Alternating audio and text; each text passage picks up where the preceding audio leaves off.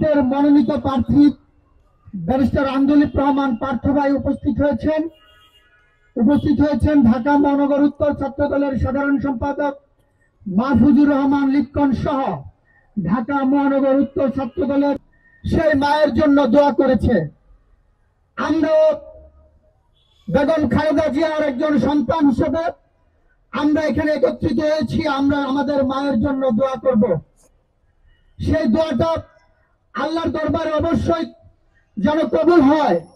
যে মানুষটি সারাটি জীবন এই দেশের জন্য, এই দেশের মানুষের জন্য, গণতন্ত্রের জন্য এবং এদেশের মানুষের ঐক্যের জন্য সারাটি জীবন নিজের সকল নির্বিশেষে সকলের প্রিয় মানুষ, যিনি কখনো দেশের স্বার্থে, কখনো কোনো অন্যায়ের সাথে আপোষ করেন নাই।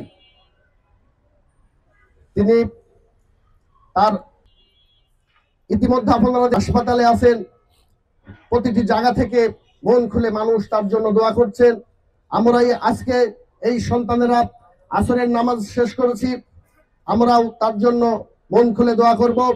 তার আগে আপনাদের মাঝে এই ঢাকা 17 আসনের আমাদের বিএনপির মনোনীত প্রার্থী গুলশান বনানী ভাসানটেক ক্যান্টনমেন্ট থানার ইতিমধ্যে যিনি অত্যন্ত প্রতিটি মানুষের কাছে জনপ্রিয় হয়ে উঠেছেন, আমাদেরই প্রিয় ভাই আন্দোলিব রহমান পার্থ ভাই। এই সুযোগ করে আমার সৌভাগ্য হয়েছিল অনেক কাছ থেকে ওনার সাথে থেকে রাজনীতি করার গত 18 বছর। এর আগে আমার বাবাও যখন ছিলেন ওনার সাথে 2001 সাল থেকে। আমি খুব অল্প করে একটা কথা বলবো, মাগরিবের সময় চলে আসছে, তাহলে আরো বলতাম। নীতির উপরে উঠে গিয়েছে।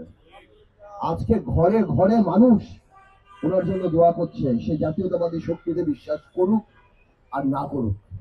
এই জন্য আল্লাহ তাআলা বলে যে আল্লাহ যখন কারো উপরে রাজি।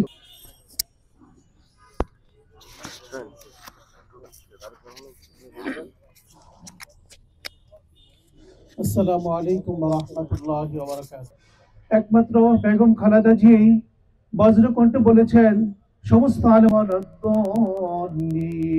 আমিন।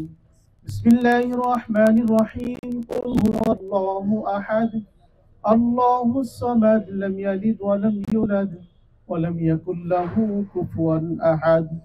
বিসমিল্লাহির রহমানির রহিম। কুল হুয়াল্লাহু আহাদ اللهم ارحمنا لنكونن من الخاسرين. ربنا آتنا في الدنيا حسنة وفي الآخرة حسنة وقنا عذاب النار. ربنا اغفر لي ولوالدي وللمؤمنين يوم يقوم الحساب. رب ارحمهما كما ربياني صغيرا.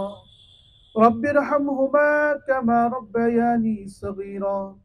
رب اجعلني مقيم الصلاة ومن ذريتي ربنا وتقبل دعاء.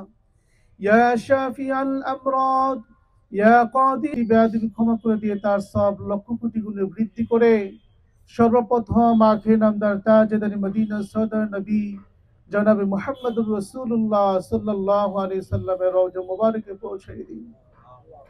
ইয়া রাব্বাল আলামিন। বাবা আদম নবী আলাইহিস সালাতু ওয়াস সালাম থেকে আজ পর্যন্ত যত নরনারী অন্ধকার কবরে শায়িত সকলের কবরে হাদিটুকু পৌঁছাই দিন, হাদিটুকু পৌঁছাই দিন। আল্লাহ দুনিয়ায় কোনো অন্যায় অপরাধের কারণে যদি কবরে কোনো প্রকার আযাব হয়, আল্লাহ আপনি মাফ করে দেন।